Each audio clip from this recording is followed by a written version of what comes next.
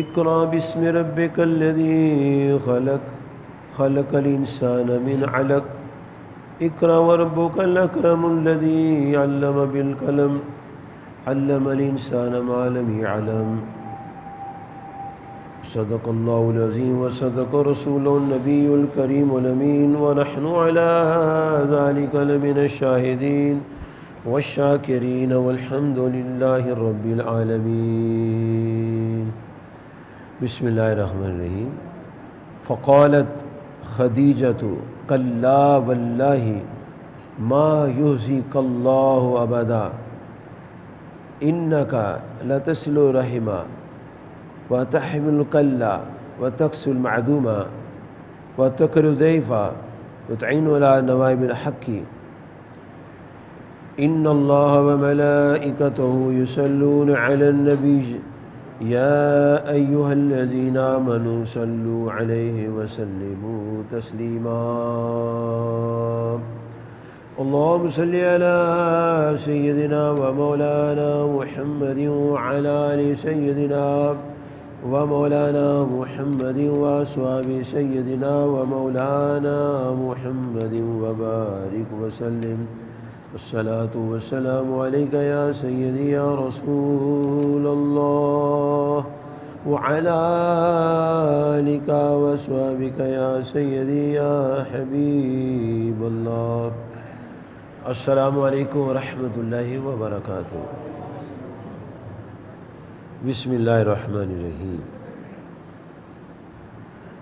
آج دنیا اسلام کی عظیم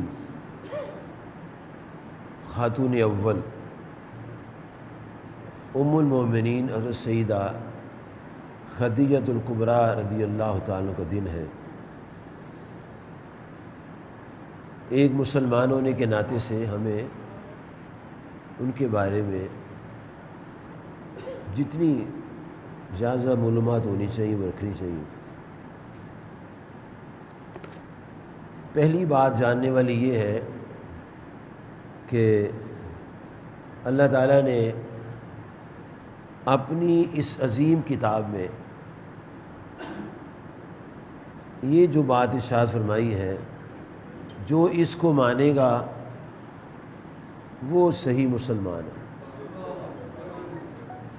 کیونکہ پورا قرآن مجید پوری کی پوری کتاب کو ماننا فرض ہے. سورۃ الفاتحہ شریف کی الف سے لے کر والناس کی سین تک پوری کتاب, اور اس میں 21ویں پارے میں سورۃ الاحزاب کی آیت مبارک نمبر ہے 6,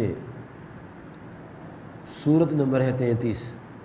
اس میں اللہ تعالیٰ فرما رہا ہے النبی اولا بالمؤمنین من انفسہم, کہ نبی اللہ علیہ السلام ایمان والوں کے ان کی جان سے زیادہ مالک ہیں.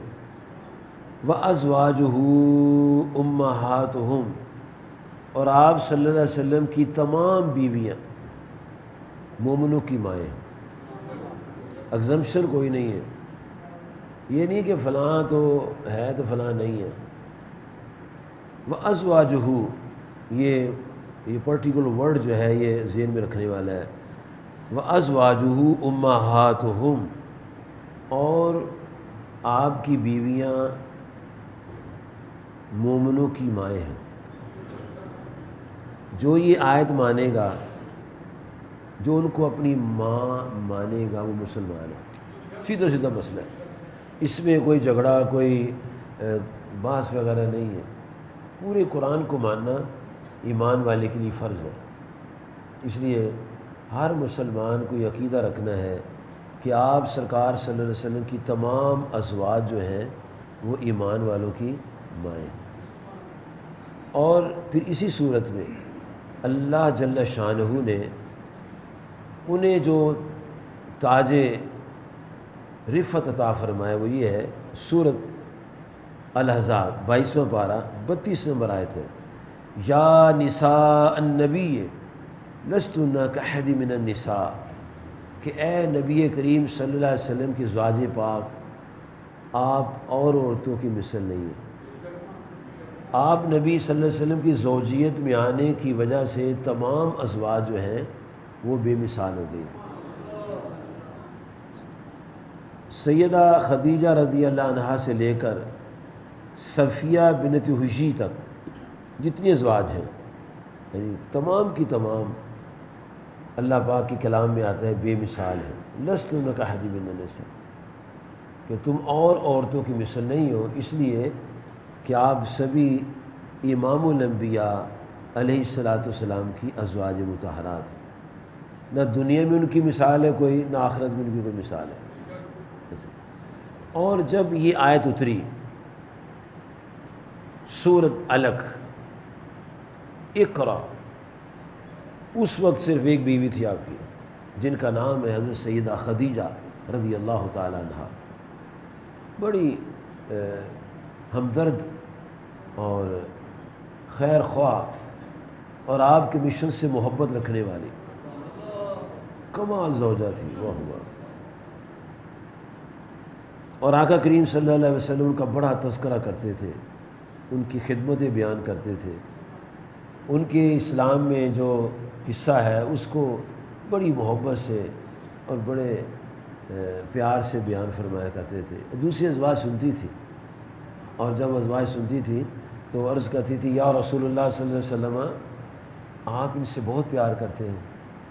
تو آپ فرماتے تھے جب لوگ میرا انکار کرتے تھے میری زوجہ میرا اقرار کرتے تھے، لوگ میری مخالفت کرتے تھے یہ میری حمایت کرتی تھی. اور میں میری ساری اولاد انہی کے بطن سے، 6 بچے انہی کے بطن سے پیدا ہوئے. وہ بھی پتہ ہونا چاہیے کہ 6 بچے کون سے ہیں. مسلمان ہونے کے نظر سے پتہ ہونا چاہیے. 4 بیٹیاں تھیں اور 2 بیٹے تھے، قاسم، عبداللہ، طیب الطاہر بھی سے کہتے ہیں. اور 4 بیٹیاں تھیں، سیدہ زینب، سیدہ رقیہ، سیدہ ام کلثوم اور سیدہ فاطمہ رضی اللہ عنہ. یہ 4 بیٹیاں سارے آپ فرماتے تھے میری ساری اولاد انہی کی بطن سے ہیں. جب اللہ پاک نے یہ آیت اتاری اقرا، اس کا معنی ہے پڑھیں پڑھیں. صحیح بخاری میں اس حدیث کو بڑی تفصیل سے بیان کیا گیا ہے. اقرا، آپ نے ہو ما انا بیکاری، اقرا ما انا بیکاری، اقرا ما انا بیکاری. 3 دفعہ انہوں نے اقرا کہا، آپ نے 3 دفعہ فرمایا ما انا بیکاری. یہ صحیح بخاری کے الفاظ ہیں جو آپ تمام بخاری کے جتنے بھی ایڈیشنز ہیں یعنی پاکستان میں ہیں یا پاکستان کے باہر ہیں وہاں یہ لفظ موجود ہے ما انا بیکاری. اچھا، جو تو ان پڑھ لوگ ہیں وہ ترجمہ کرتے ہیں مجھے پڑھنا نہیں آتا، وہ کہتے ہیں مجھے پڑھنا نہیں آتا، ترجمہ یہ کریں گے ما انا بیکاری، مجھے پڑھنا نہیں آتا. بعض کہے گئے کہ میں پڑھنے والا نہیں ہوں، بعض کہیں گے میں پڑھا ہوا نہیں ہوں. اب 3 قسم کے ترجمے ہیں، مجھے پڑھنا نہیں آتا، میں پڑھا ہوا نہیں ہوں، میں پڑھنے والا نہیں ہوں. تینوں میں فرق ہے، تینوں جملوں میں فرق ہے. عربی کا ایک ہی جملہ ہے ما انا بیکاری. کاری کسے کہتے ہیں ہم اپنی زبان میں؟ جی کاری کس کو کہتے ہیں؟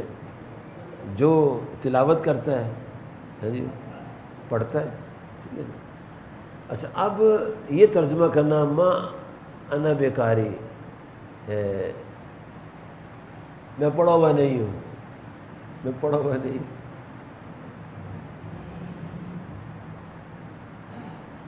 مجھے پڑھنا نہیں آتا. اچھا، وہ کتاب پڑھنی تھی. دیکھو ہم لوگ پنجابی ہیں، پنجابی پیدا ہوئے، اردو ہیں، اردو پیدا ہوئے، لیکن کوئی ہمیں اگر ہم اسکول میں نہیں گئے تو ہم اردو کی کتاب نہیں پڑھ سکتے، پنجابی کی کتاب نہیں پڑھ سکتے کیونکہ ہم نے پڑھی نہیں. پڑھنا تو ہے نا دیکھ کر. آپ سرکار صلی اللہ علیہ وسلم نے یہ فرمایا ما انا بیکاری 3 دفعہ کہا، عرض کیا اقرا اقرا اقرا. پڑھیے پڑھیے پڑھیے. آپ نے ماں انا بیکاری ماں انا بیکاری ماں انا بیکاری 2 دفعہ بچے کو کہو وہ پڑھ لیتا ہے. وہ تو آقا کریم صلی اللہ علیہ وسلم 40 سال کی عمر ہے. اب وہ اقرا پر بات اڑی ہوئی ہے. اقرا پر بات اڑی ہے. بڑی زبردست حدیث ہے یہ، بخاری 3 نمبر حدیث ہے بخاری میں، کتاب الوحی میں آتی ہے. پھر اللہ پاک نے فرمایا اے جبرائیل یہ کہو، فرمایا اقرا بسم ربک الذی خلق، اپنے رب کے نام سے پڑھے جس نے آدمی کو پیدا کیا ہے. اب آپ نے آگے وہ پوری عبارت پڑھ لی. یہ بات سامنے آئی ہے یہ 3 دفعہ اقرا اقرا اقرا کے بعد کہ آپ نے اقرا پر تو نہیں پڑھا، لیکن جب اللہ کا نام لیے تو پڑھ دیا. اللہ کا نام تو پڑھ دیا. وہ ایک آیت نہیں پڑھی آپ نے. خلق الانسان من علق یہ بھی پڑھا. اقرا وربک الاکرم، فرمایا آپ کا رب بڑا کریم ہے، اس کے نام پر پڑھیں. الذی علم بالقلم، وہ جس نے قلم کو علم دیا. علم الانسان ما لم یعلم، اور انسان کو وہ کچھ سکھا دی جو نہیں جانتا. کتنے صاف یہ حروف ہیں، صاف کلمات ہیں، اور آپ نے زبانی اس کو پڑھنا تھا. اب اس کا ترجمہ کیا ہے؟ مجھے پڑھنا نہیں آتا، میں پڑھا ہوا نہیں ہوں. یہ دونوں ترجمے غلط ہیں. مجھے پڑھنا نہیں آتا یہ بھی ترجمہ غلط ہے، اور میں پڑھا ہوا نہیں ہوں یہ بھی ترجمہ غلط ہے. ترجمہ ماں انا بیکاری، میں پڑھنے والا نہیں ہوں. تو مجھے پڑھاتے ہو، میں پڑھنے والا نہیں ہوں، میں تو پڑھانے کے لیے آیا ہوں. آپ تو معلم آئے ہیں، معلم. اور 3000 سال پہلے حضرت سیدنا ابراہیم علیہ السلام نے جو دعا کی تھی، سورۃ البقرہ آیت مبارک نمبر ہے 129، پہلا پارے کا 15واں، سورت کا 15واں رکوع ہے. ابراہیم علیہ السلام نے 3000 سال پہلے دعا کی، ربنا وابعث فیہم رسولا منہم، اے ہمارے پروردگار ان میں ایک رسول بھیج. واہ کیا شان والے رسول ہو، واہ واہ واہ واہ. منہم انہی میں سے ہو، باہر سے نہ ہے، انہی میں سے ہو. اور وہ اس شان کے ہو، یتلو علیہم آیاتک، وہ تیری آیات کی تلاوت فرمائیں. تلاوت وہ کرے گا جس کو آتی ہے. وہ کب سے دعا، 3000 سال پہلے دعا ہوئی ہے. فرمایا کہ وہ تیری آیات کی تلاوت کریں. وَيُعَلِّمُهُمُ الْكِتَابَ وَالْحِکْمَةَ، اور کتاب اور حکمت سکھائیں. سکھائے گا وہ جس کو پڑھنا آتا ہے، پڑھانا آتا ہے، سیکھا ہے سکھایا وہ پڑھائے گا نا. جس کو آتے خود جو کچھ نہیں جانتا وہ کیا کرے گا. ایک وہ پتلا سا آتا تھا ٹی وی پر، پتلا سا ٹائی والا، اسے صاف ترجمہ کیا ہے. محمد ان پڑھ تھے، لا حول ولا قوت الا باللہ. آپ نے کو ڈاکٹر لکھتا ہے، لیکن کہتا ہے محمد ان پڑھ تھے. میں نے ان گناہ گار کانوں سن کے اپنے کانوں کو پھٹکارا کہ تم نے اس آدمی کی بات کیوں سنی جو نبی پاک کو ان پڑھ کہتا ہے، جن کو اللہ پاک نے پڑھا. الرحمن علم القرآن. اتنا اس کا ناپاک ذہن ہے کہ نبی پاک کو ان پڑھ کہتا ہے، خود اپنے کو بڑا پڑھا لکھا کہتا ہے. جس کو ہندو نے پڑھایا وہ پڑھا لکھا، جس کو گوتم بدھ کے شاگرد نے پڑھایا وہ پڑھا لکھا، جس کو بچڑ نے پڑھایا وہ پڑھا لکھا، جس کو رب نے پڑھایا وہ ان پڑھ. اللہ اکبر اللہ اکبر اللہ اکبر. محمد ان پڑھ تھے، لا حول ولا قوت. تو یہ پوری کتاب کس نے پڑھائی ہے قوم کو؟ عرب کے لوگ. زبان دان جب قرآن اترتا تھا ان کو اس کے معنی جب نہیں آتے تھے آپ پڑھاتے تھے، ان کو آپ سمجھاتے تھے. بس جب انسان بہت زیادہ ہو جاتا ہے نا، مغرور ہو جاتا ہے، متکبر ہو جاتا ہے، تو پھر وہ بہکی بہکی باتیں کرتے ہیں. تواضع بڑی چیز ہے، تواضع بہت بڑی چیز ہے. اتنی نعمت الہیہ ہے، واہ واہ. اور یہ خیرات جو ہے نبی علیہ الصلوۃ والسلام کے در پاک سے ملتی ہے. جو ان کا صحیح معنی مؤدب ہوگا وہی تواضع انکساری والا ہوگا، اور جو ان کا مؤدب نہیں ہے وہ مغرور و متکبر ہوگا، تواضع والا کبھی نہیں ہو سکتا. ابو جہل تواضع والا نہیں تھا، عبداللہ بن ابی تواضع والا نہیں تھا، عظمت مصطفیٰ صلی اللہ علیہ وسلم کے منکرین تواضع والے نہیں ہیں. تواضع والا وہی ہوتا ہے جو دوسرے کی شان کو مانتا ہے. تو دوسرے کو جو مانے وہ تواضع والا کیسے ہوگا؟ اور اس کا سب سے پہلا جو نمونہ ہے اللہ پاک نے اپنی کتاب لا ریب قرآن پاک میں ارشاد فرمایا کہ جب فرشتوں کو فرمایا گیا فرشتوں سجدہ کرو آدم علیہ السلام کو، تو اللہ تعالیٰ فرماتا ہے فسجدوا الا ابلیس، ابلیس کے علاوہ سب نے سجدہ کر دیا، اس نے کیوں نہ کیا؟ ابا واستکبر، ان کی عظمت کا انکار کیا اور تکبر کیا۔ جب نبی اللہ علیہ الصلوۃ والسلام کی عظمت کا جو انکار کر دے گا وہ کبھی بھی تواضع والا نہیں ہوگا، وہ متکبر ہوگا۔ تکبر والا ہی دوسرے کی تعظیم نہیں کرتا، یاد رکھو، تکبر والا ہی دوسرے کی عظمت کو نہیں مانتا۔ اس لیے تو کفار و مشرکین نے انبیاء کو نہیں مانا، تکبر کرتے تھے نا۔ تواضع والا کہتا جی ٹھیک ہے جناب، تواضع تو یہ کہتا ہے، تکبر والا یہ نہیں کہتا چل آگے ہو، آ گیا بڑا، وہ تکبر والا تو یہ کہتا ہے لے سجدہ میں کروں، پہلے میں پیدا ہوں کہ وہ پیدا ہوئے، انا خیر منہ، میں سے بہتر ہوں۔ جو اپنے آپ کو دوسرے سے بہتر سمجھتا ہے وہ کبھی بھی تواضع والا نہیں ہو سکتا، چاہے مسلمان ہے یا غیر مسلم، پکی بات ہے۔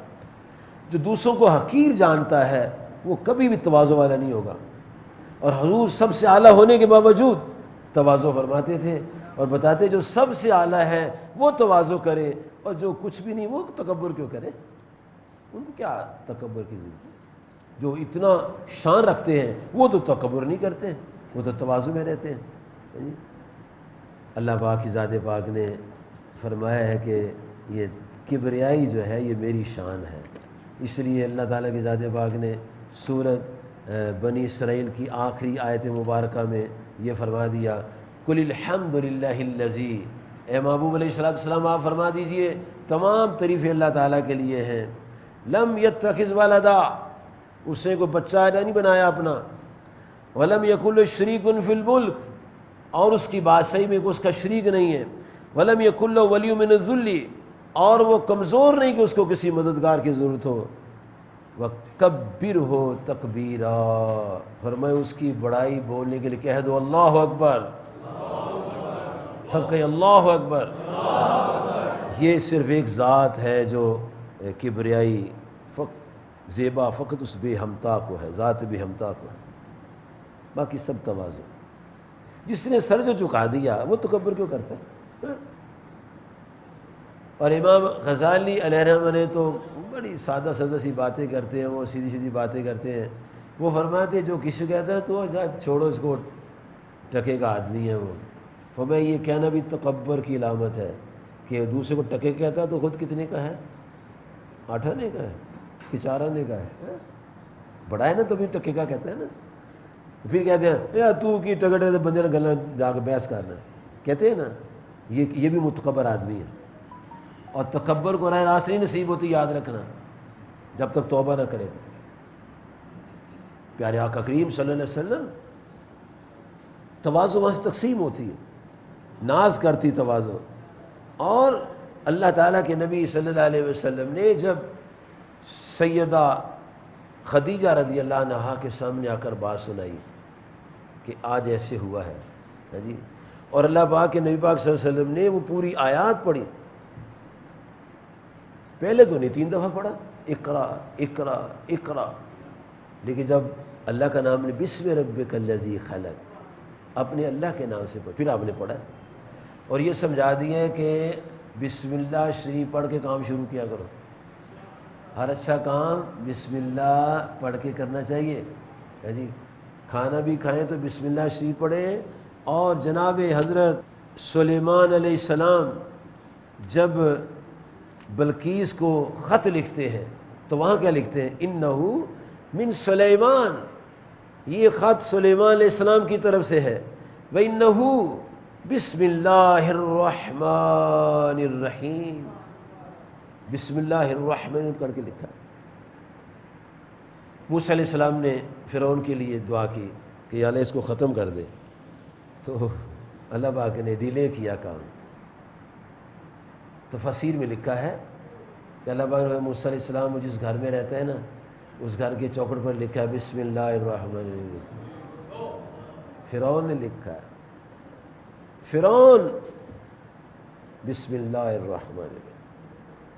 تو جب یہ بڑا لمبا یہ مضمون ہے. جب انہوں نے کہا اقرأ باسم ربک الذی خلق، جب اللہ کے نام سے پڑھنے کا عرض کیا تو پھر آپ نے پڑھا. اس کا مطلب آپ یہ اویئرنیس دے رہے ہیں کہ میں کام شروع کرتا ہوں تو بسم اللہ سے شروع کرتا ہوں. ایک دن آپ قضاء حاجت سے واپس آئے، ایک صحابی نے السلام علیکم ورحمۃ اللہ کہا، السلام علیکم ورحمۃ اللہ کہا، السلام علیکم ورحمۃ اللہ کہا. تو پھر آپ تھوڑی دیر کے بعد آئے، وعلیکم السلام ورحمۃ اللہ، وعلیکم السلام ورحمۃ اللہ، وعلیکم السلام ورحمۃ اللہ 3 دفعہ. عرض کیا یا رسول اللہ صلی اللہ علیہ وسلم، تب 1 دفعہ نہیں فرمایا، اب 3 دفعہ فرمایا. فرمایا تب بات یہ تھی کہ میں نے وضو کرنا تھا تو میں نے پسند نہیں کیا اپنے رب کا نام بے وضو لے لوں. یہ پاکیزگی طہارت، حالانکہ اب پاک ہے، ویسے پاک طیب طاہر ہے، لیکن ہمیں تعلیم دینے کے لیے یہ بات سکھائی ہے اللہ کا نام لو، وضو کر لیے، دعا کرو تو وضو کر لیے. یہ تعلیم ہے. اور جتنا بندہ تعلیم لیتا جاتا ہے نا، اتنا اس کا اللہ تعالیٰ دل مضبوط کرتا چلا جاتا ہے، اس کے دل میں نور آتا چلا جاتا ہے، اس کے معاملات سپر ہوتے چلے جاتے ہیں. اور جب تک وہ ان باتوں میں نہیں آتا تو سارا انسان تو سارے ہی ہے بابا، انسان سارے ہی ہے. اچھا، پھر جب یہ موضوع میں نے تفصیل اس کی ہے، لیکن میں جو آپ کو بات سنانا چاہتا ہوں کہ ام المومنین سیدہ عائشہ صدیقہ رضی اللہ تعالیٰ عنہا کے پاس جب نبی صلی اللہ علیہ وسلم تشریف لائے تو انہوں نے آگے سے کہا، یہ کلمات صحیح بخاری کے، فقالت خدیجہ تو کلا واللہ ما یوزیک اللہ انک لتصل الرحم وتحمل الکلہ وتقسب المعدوم وتقر الضیف وتعین على نوائب الحق. یہ ام المومنین سیدہ خدیجہ رضی اللہ تعالی عنہ نے پیارے نبی کریم صلی اللہ علیہ وآلہ وصحبہ وبارک وسلم کو یہ پیغام آگے سے دیا، یہ بات ان کو سنائی. اب ان کلمات کے معنی کیا ہے؟ آپ فرماتی ہیں یقیناً آپ صلہ رحمی کرتے، آپ صلہ رحمی کرتے. نمبر 2، اور ناتواں کا بوجھ اٹھاتے ہیں، کمزوروں کا بوجھ اٹھاتے ہیں. سنو میرے پیارے بزرگوں، بھائیو، دوستوں، غور سے سنو بات. کلمہ پڑھنا آسان ہے، لیکن جن کا کلمہ پڑھتے ہیں ان کی شان بھی تو سننی چاہیے. وہ شان ان کی کیا ہے تاکہ ہم اس میں ڈھلیں، ہم اس میں ڈھل کے ہم بھی محمدی ہو جائیں، آقا کریم کے سچے غلام بن جائیں. وہ عرض کرتی ہیں یقیناً آپ صلہ رحمی کرتے، قطع تعلقی نہیں کرتے، بہن بھائی سے تعلقات نہیں توڑتے، رشتہ داروں سے تعلقات نہیں توڑتے، دوست سے تعلقات قطع نہیں کرتے. یہ کون؟ ہمارے آقا. ہم جب چاہیں جس سے قطع تعلقی کر دیتے ہیں. تو میرے لیے مر گیا، میں تیرے لیے مر گیا. نمازیں بھی پڑھتے ہیں اور عمرے پر عمرہ بھی ٹھوکتے چلے جا رہے ہیں، اور کہ تو میرے لیے مر گیا، میں تیرے لیے مر گیا. کیا انداز ہے. اور جن کا کلمہ پڑھتے ہیں ان کی شان میں 40 سالہ زندگی سیدہ خدیجہ رضی اللہ عنہ کے سامنے ہے، اور 25 سالہ زندگی دن رات آپ کے سامنے ہے، اور نبوت کے اعلان سے پہلے 15 سالہ زندگی شب و روز کی آپ کے سامنے ہے. ورث کہتی ہیں آپ صلہ رحمی کرتے ہیں. نمبر 2، ناتواں کا بوجھ اٹھاتے ہیں، کمزوروں کا بوجھ اٹھاتے ہیں. ہم نہیں اٹھاتے کیونکہ ہم تو کچھ اور ہیں نا. اور جو چیز لوگوں کے پاس نہیں انہیں کما کر دیتے ہیں. تقسیم المعدوم، جس کے پاس کچھ نہیں کما کے اس کو دے دیتے ہیں. اور پھر فرمایا مہمان کی خاطر تواضع کرتے ہیں. آج ہم مہمان ہوتے ہیں کل دشمن ہو جاتے ہیں، آج ہم میزبان ہوتے ہیں کل مارنے کو تیار ہو جاتے ہیں. یہ تو ہماری سیرت ہے، یہ تو ہماری صورت ہے، یہ ہمارا کردار ہے. ہمارا کردار ہمیں کیا روج دے گا؟ کل کے میزبان آج کے دشمن ہیں. وہ کتنا اچھا انسان ہے جس کا کل کا دشمن آپ اس کا میزبان بنے. یہ اچھا آدمی ہے، یہ اچھا آدمی ہے. کل کا دشمن آج اگر میزبان بنتا ہے تو بہترین انسان ہے یہ جو میزبانی کرنے والا ہے. اور جو کل میزبان تھا آج دشمن ہے، اس کو سوچنا چاہیے میں کس کا کلمہ پڑھتا ہوں، جو پیارے نبی کریم صلی اللہ علیہ وآلہ وصحبہ وسلم وہ تو مہمان کی بڑی ہی تواضع فرماتے تھے، اور پھر فرمایا اور اللہ تعالیٰ کی راہ میں آپ مدد بھی فرماتے ہیں۔ یہ آپ کی زوجہ پاک نے آپ کے ساتھ بات کی۔ نمبر 1 صلہ رحمی کرتے ہیں، نمبر 2 ناتواں کا بوجھ اٹھاتے ہیں، نمبر 3 جس کے پاس نہیں اس کو کما کے دیتے ہیں، نمبر 4 مہمان کی تعظیم توقیر اس کی مہمانداری فرماتے ہیں، اور نمبر 5 اللہ کی راہ میں مدد کرتے ہیں۔ یہ نبی اللہ صلی اللہ علیہ وسلم کا کام ہے، تو ہمیں بھی یہ کرنا چاہیے، صلہ رحمی رکھنی چاہیے، اور ہمیں ماڑے کا کمزور کا بوجھ اٹھا کے دینا چاہیے، ہمیں معذور کی خدمت کرنی چاہیے، ہمیں مہمان نوازی کرنی چاہیے، اور ہمیں اللہ کی راہ میں کام کرنے والوں کی مدد کرنی چاہیے۔ رستہ نہیں روکنا چاہیے، رستہ نہیں روکنا چاہیے۔ رستہ روکیں گے تو اپنا کام خراب ہو جائے گا، یاد رکھیں، کیونکہ اللہ کی راہ سے روکنا ہے نا، تو روک کے دیکھ لو، نتیجہ غلط نکلے گا، کیونکہ یہ بات اللہ کو پسند نہیں ہے، کیونکہ نبی اللہ یہ کام کرتے ہیں، جو نبی اللہ کام کرتے ہیں وہ کام کمال کام ہے۔ تو آپ کی زوجہ نے یہ فرمایا، عرض کیا کہ آپ اللہ تعالیٰ آپ کو رنجیدہ نہیں کرے گا، غمگین نہیں کرے گا، کیونکہ آپ کے اندر یہ خوبیاں ہیں۔ پھر سنیں، صلہ رحمی کرتے ہیں، نمبر 2 ناتواں کا بوجھ اٹھاتے ہیں، نمبر 3 جس کے پاس کچھ نہیں کماتے خود ہیں ان کو دیتے ہیں، نمبر 4 مہمان نوازی کرتے ہیں، اور نمبر 5 اللہ کی راہ میں مدد کرتے ہیں، اس لیے اللہ آپ کو غمگین نہیں کرے گا۔ یہ سیدہ خدیجہ رضی اللہ عنہا نے، اور جس دن آپ نے یہ پیغام آ کے سنایا اسی دن آپ مسلمان ہو گئی، یعنی کلمہ پڑھ لیا۔ طبیعت پہلے ان کی سلامتی والی تھی، کیونکہ عرف عام میں یہ بات کرتے ہیں، اس لیے کلمہ آپ نے پڑھ لیا، طبیعت پہلے ہی ان کی سلامتی والی تھی۔ کیوں؟ پوری تاریخ پڑھیں، سیرت پڑھیں سیدہ خدیجہ رضی اللہ عنہا کی، کہ اسلام کے اعلان سے پہلے، کلمہ پڑھنے سے پہلے اتنی پاکیزہ، طاہرہ، نیک، سنجیدہ، سلجھی عورت تھی کہ پورا عرب کا معاشرہ، مکہ کے لوگ ان کو طاہرہ کہتے تھے، طاہرہ، اور اتنی بڑی تاجرہ تھی، اکلوتی بیٹی تھی، خویلد کا پتر کوئی نہیں تھا، بوڑھے ہو گئے تھے وہ، اور سارا اپنا سیٹ اپ جو تھا اپنی بیٹی کے حوالے کیا ہوا تھا۔ اس نے آگے کارکن رکھے ہوئے تھے، خدام رکھے ہوئے تھے، غلام تھے جو ان کے آرڈر پر کام کرتے تھے، اور جب تجارتی قافلہ کوئی جاتا تھا تو جتنا مال آپ اکیلی کا ہوتا تھا اتنا سب کا ہوتا تھا، اتنی وہ عظیم اور طاقتور اور مالدار عورت تھی۔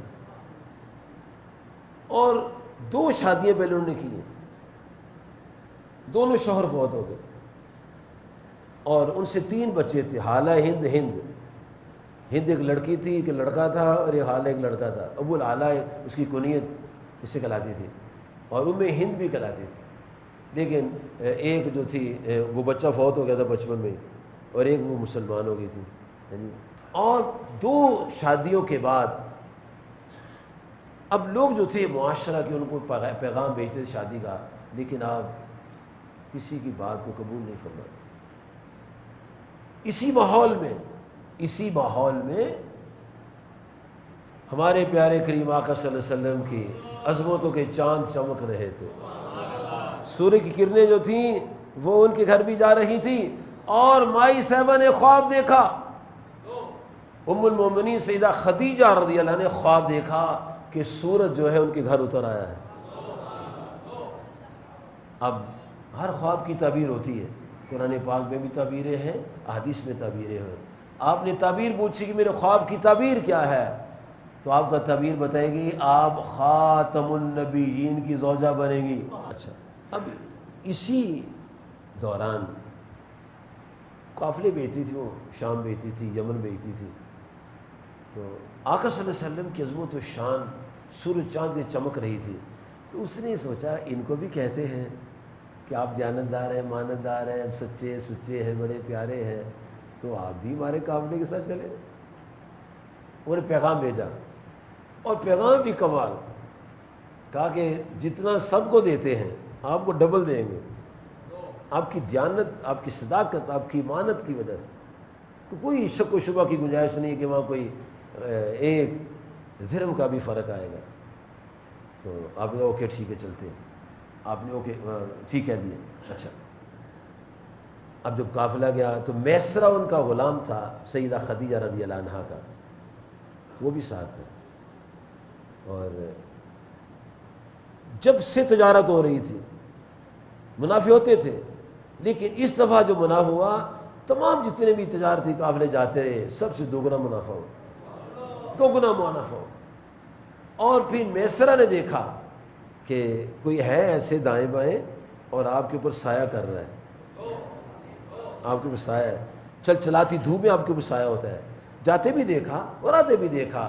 اور پھر جب آپ سیدہ خدیجہ رضی اللہ عنہا کو اطلاع پہنچی کہ سرکار تشریف لا رہے ہیں جی، تو آپ اپنے مکان کی دوسری منزل پر چلی گئی اور دیکھ رہی دور سے قافلہ آ رہا ہے، اور کیا چمک ہے، کیا دھمک ہے، کیا نوار و تجلیات ہے، کیا رحمت برس رہی ہے کہ آپ کے دونوں طرف نہ دیکھے جانے والے فرشتے جو ہیں انہوں نے تمبو بنایا ہوا ہے جی، شامیانہ، اور شامیانے کے سائے میں آپ تشریف لا رہے ہیں۔ تو آپ نے خدام جتنی تھی خواتین کو بلایا، اور دیکھو ان کا حال، دیکھو کیا شان سے آ رہے ہیں۔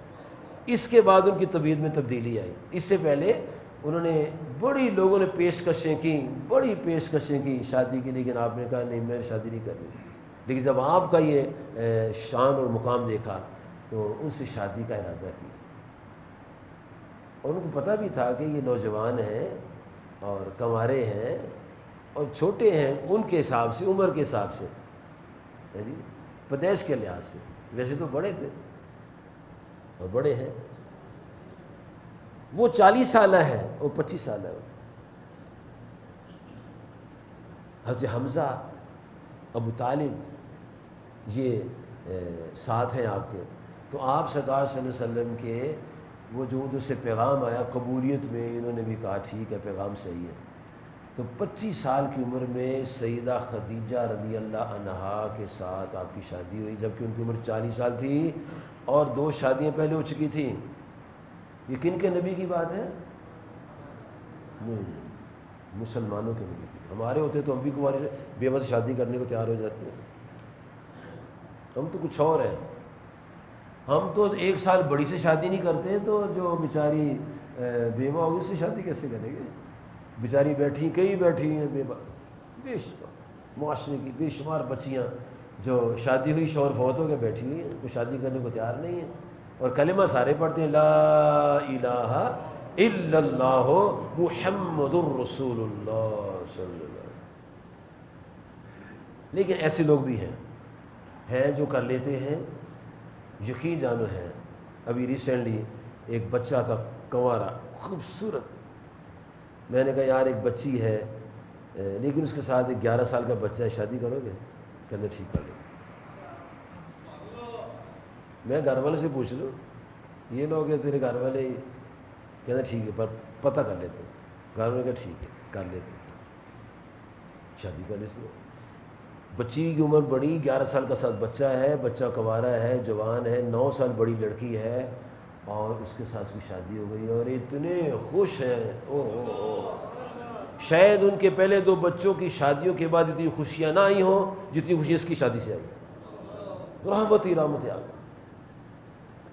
مسلمان ہونا بڑی بات ہے، مسلمان ہونا، کلمہ پڑھنا اور بات ہے، لیکن جو روح مسلمان ہے وہ اور ہے، وہ خیر خواہی کی روح ہے، وہ محبت کی روح ہے، وہ پیار کی روح ہے، رکاوٹ کی نہیں ہے، راستے کھولنے کی روح ہے، راستے تنگ کرنے کی روح نہیں ہے، راستے سے۔ اور نبی صلی اللہ علیہ وسلم فرماتے ہیں میں نے اوپر دیکھا تو ایک بندہ جنت میں ٹہل رہا ہے۔